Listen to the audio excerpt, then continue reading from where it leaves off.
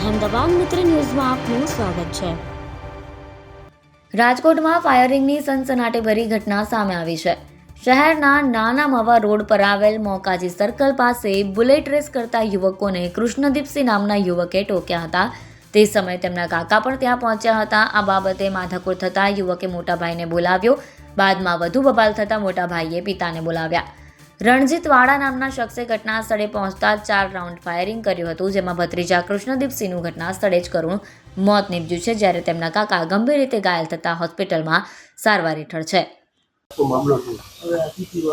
નાનામાં ગામમાં ગામતળમાં શેરી નંબર 4માં હત્યાનો બનાવ બનેલ છે, જેમાં મરણજનાર કૃષ્ણદેવસિંહ જાડેજા છે તેમજ 3-4 ઇસમો આવી 4 જણા આવી અને ફાયરિંગ કરી અને ઈજા પહોંચાડી અને મૃત્યુ નિપજાવેલ છે અને તેમજ એક અન્ય વ્યક્તિને પણ ઈજા પહોંચાડી છે। હાલમાં સારવાર હેઠળ ચાલુ છે। કારણ જે મરણ જનાર છે કૃષ્ણદેવસિંહ એ ચાલીને જતા હતા, ત્યાં કોઈ જે પેલા અજાણ્યા માણસો હતા જે એમની સાથે કોઈ બોલાચાલી થઈ, માણસોને બોલાચાલી થઈ પછી એ વ્યક્તિઓ એમની જોડે એના પિતાજીને હથિયાર સાથે બોલાવી અને ફાયરિંગ કરી મૃત્યુ નિપજાવ્યું। કેટલા રાઉન્ડ ફાયરિંગ સર?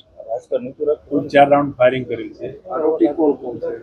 આરોપી હજી હાલમાં શોધખોળ ચાલુ છે, સીસીટીવી બધી તપાસી અને લોકેશન આધારે ચાલુ છે। પ્રાથમિકમાં હાલમાં કોઈ નામ આવ્યું નથી। સાહેબ રિવોલ્વર કાઢીને સીધા ફાયરિંગ કરવા માંડ્યા હતા, કઈ રીતે ફાયરિંગ જ કરેલું છે આ સીધી વાળી। હા, ફરિયાદ લેવાની અમારે તપાસ ચાલુ છે।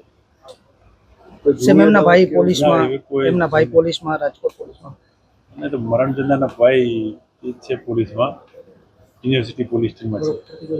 Okay thank you. અહેમદાબાદ મિત્ર ન્યૂઝની યુટ્યુબ ચેનલને સબસ્ક્રાઇબ કરો અને બેલ આઇકોન જરૂરથી દબાવો, જેથી દરેક મહત્ત્વના વિડીયોની નોટિફિકેશન તમને મળતી રહે।